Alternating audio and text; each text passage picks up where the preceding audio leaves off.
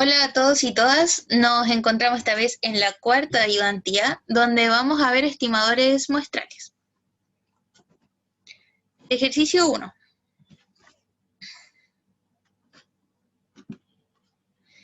Dice, una industria de alimentos en conserva trata sus residuos líquidos en reactores biológicos y luego los descarga a un río cercano. La carga orgánica presente en los efluentes, cuantificada a través de la DBO5, la demanda biológica de oxígeno, es medida cada semana. En la tabla se presentan los resultados para las 12 primeras semanas del año en curso. Entonces, aquí está el contenido de demanda biológica de oxígeno en los riles. Nos dice, la norma chilena en el decreto 90, en el artículo 4 del Ministerio Secretaría General de la Presidencia, establece la norma de emisión para la regulación de contaminantes asociados a las descargas de residuos líquidos, a aguas marinas y continentales superficiales con un valor máximo de 300 miligramos de oxígeno por litro.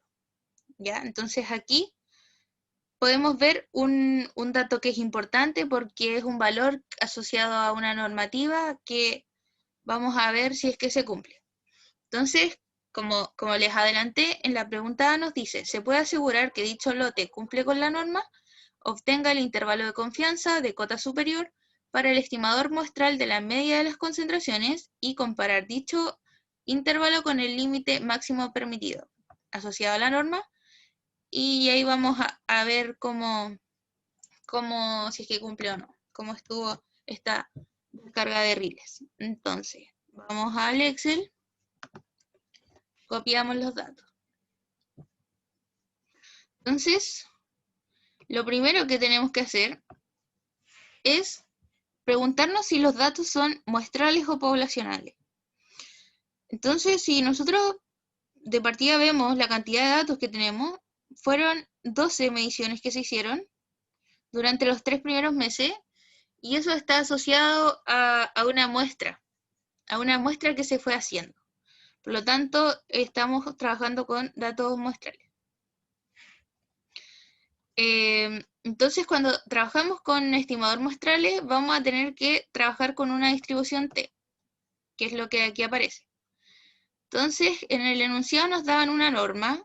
Cuando tenemos datos muestrales, tenemos que trabajar con distribución T, y eso implica que vamos a tener que generar o un intervalo de confianza, un test de hipótesis, o adimensionalizar. Entonces vamos a resolver eso mediante el intervalo que nos pedían de cota superior. Y luego vamos a empezar a responder las preguntas. Entonces, como siempre, de manera general, tenemos que calcular el promedio, la desviación estándar,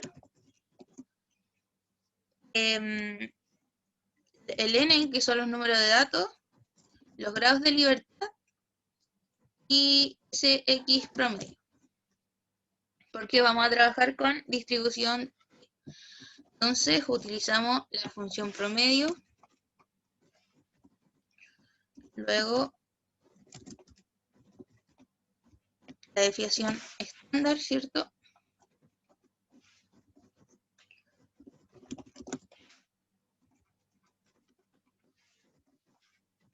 Y los grados de libertad. ¿Qué son los grados de libertad? Va a corresponder al n, la cantidad de muestras que tengo, menos 1, ¿ya? Y el Sx promedio se va a calcular como la desviación estándar dividido en la raíz de n. El estimador muestral de la desviación estándar. Entonces, debemos trabajar con él. Nos pedían entonces obtener el intervalo de cota superior. Entonces, para eso, necesitamos determinar, bueno, vamos a anotar el límite aquí primero, el límite de la norma, que es lo que vamos a tener que calcular, eran 300. Y necesitamos el intervalo de cota superior. Entonces, vamos a poner aquí intervalo. Vamos a ver si es que este intervalo de cota superior es menor que los 300. Si es menor que los 300, entonces estamos bien con la norma. Sí. Vamos a tener que asociarlo un porcentaje de certeza, que en este caso va a ser 95%. Alfa 1 menos beta. Entonces, como les comentaba, cuando tenemos estimadores muestrales, vamos a utilizar distribución T. ¿Y qué es lo que necesito para el intervalo? Bueno, lo que calculamos, los dos, estos son los dos grados de libertad, hay n-1, el SX, y vamos a tener que calcular el de cota superior, que es este del medio. Vamos a ver aquí, vamos a cambiarle el color del contorno para distinguirlo. Entonces ese es el que vamos a tener que calcular. Y ese me exige el t asociado a 1 menos alfa, y lo vamos a multiplicar por el SX promedio. De esta manera vamos a estimar mu. ¿Y qué es mu? El promedio poblacional. Entonces, para calcular el t, yo utilizo esta función en el Excel. Entonces, vamos a irnos a calcular el t asociado al 1 menos alfa. Entonces, t, la función inversa t, ¿de qué? La probabilidad, 1 menos alfa, que estoy calculando el de cota superior, punto y coma, los grados de libertad, que los habíamos calculado aquí. Entonces, tengo el t asociado, vamos a marcarlo. Y ahora puedo calcular el intervalo de la cota superior. Este intervalo, como les decía, como veíamos aquí, calcula como el promedio muestral más t por LCX promedio. De esta manera vamos a analizar cómo se comporta el mu, que es el promedio poblacional. Entonces, este es el promedio más t por LCX promedio. Entonces aquí obtuvimos un valor de cota superior 290, que es menor al límite de la norma, y por lo tanto la pregunta nos decía si es que podemos asegurar que el lote cumple con la norma, y podríamos asegurar que el lote está cumpliendo. Ahora vamos a realizar lo mismo, pero mediante un test de hipótesis, ¿ya? Y vamos a comparar las dos soluciones la que acabamos de obtener con la que vamos a obtener. Entonces, el test de hipótesis es un análisis estadístico que me permite discriminar si la media de una población se encuentra en cierto valor a partir de datos muestrales. ¿Por qué la media? De una población, porque la media es el dato más representativo. Entonces, para poder realizar nuestro test de hipótesis, necesitamos definir una hipótesis nula y una hipótesis alternativa. El nivel de certeza, que es asociado como al 95% en la pregunta A, y un T0 y un T crítico, que aquí me indican cómo lo tenemos que calcular. Entonces, en este caso, ¿qué es lo que planteamos? Vamos a anotar aquí esta hipótesis.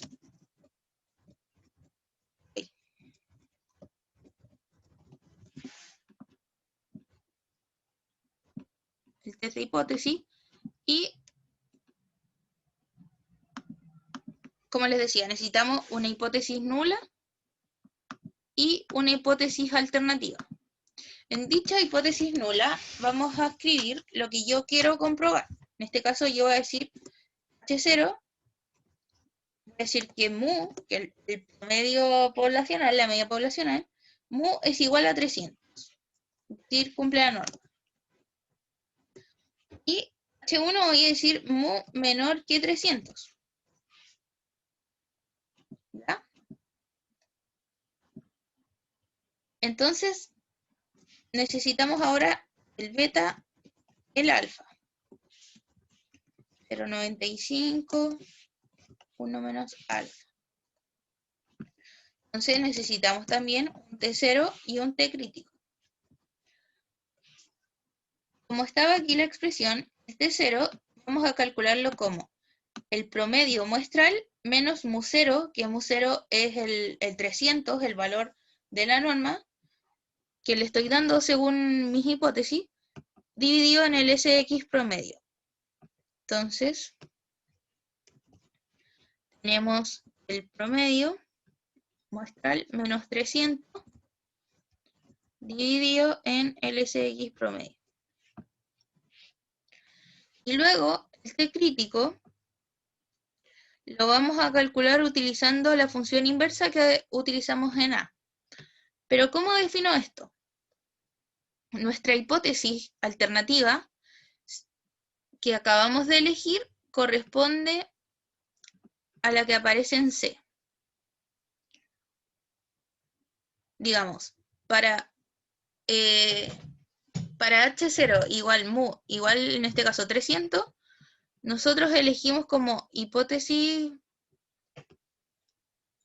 alternativa la que tenemos acá. Entonces la vamos a marcar. Y esta hipótesis lo que a mí me dice es que yo tengo que usar la función inversa, pero de la probabilidad de alfa, que es igual a poner menos la inversa de 1 menos alfa, para que lo tengan en consideración. Y lo que yo me voy a preguntar es si es que T0, que es el valor que acabamos de calcular, está en el intervalo dado por T crítico a infinito. Si es que T0 pertenece a ese intervalo, entonces se cumple la hipótesis nula. De caso contrario, la alternativa. Entonces vamos a calcular ahora el T crítico asociado al alfa. Entonces T crítico int de alfa, grados de libertad. Aquí entonces los obtuvimos.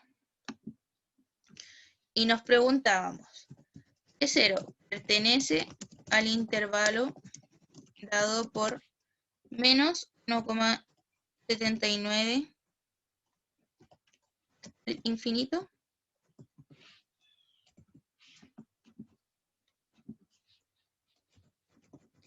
Y la respuesta es que no, porque menos 2,34 es menor que el límite, que es menos 1,79. Dicho esto, entonces, se rechaza la hipótesis nula, lo que implica que la hipótesis alternativa H1 es verdadera con un 95% de certeza, que fue el porcentaje que nosotros pusimos. Esto significa que se puede inferir que la media poblacional de la demanda biológica de oxígeno es menor del límite máximo, los 300, por un 95% de certeza. Puesto que la media poblacional es el valor más representativo, se puede concluir que el proceso no infringe ninguna ley. Ahora, comparando con la solución que obtuvimos en A, podemos responder que llegamos a la misma conclusión, pero importante destacar que utilizamos este nuevo método. En este caso, nosotros lo asociamos a un intervalo de confianza de cota superior, y en este caso a un test de hipótesis. Este entonces fue el ejercicio 1 de la ayudantía número 4. Cualquier duda pueden escribirme al mail o como siempre lo estaremos esperando el día martes en el bloque 6. Eso, espero que estén muy bien, que se cuiden mucho y harto ánimo en este semestre. Chau.